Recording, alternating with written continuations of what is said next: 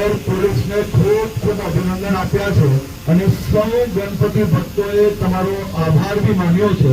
એ આભાર અને અભિનંદન એટલા માટે કે સુરત શહેરના ગણપતિ પંડાલોમાં અડધી રાત્રે અસામાજિક તત્વો દ્વારા ગણપતિજીની મૂર્તિઓ ચોરી કરવી, એ પૂજા અર્ચનાનો સામગ્રી ચોરી કરવી અને એ બનાવ બનતાની સાથે સુરત શહેર પોલીસ દ્વારા હિસ્ટોરિકલ કામગીરી કરવામાં આવી।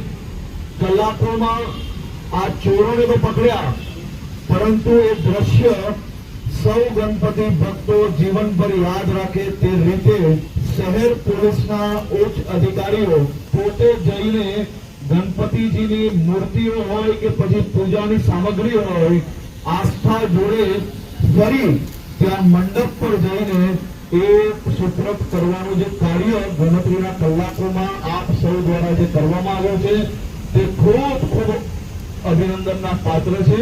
અને મને વિશ્વાસ છે કે સુરત શહેર પોલીસ આ જ પ્રકારે કોઈ બી પ્રકારની ધાર્મિક આસ્થાઓ ઉપર કોઈ ઠેસ પહોંચાડવાનું કામ કરે તો દરેક પોલીસે હનુમાન બનીને ધર્મનું રક્ષણ કરવા માટે હંમેશા તૈયાર હોય છે।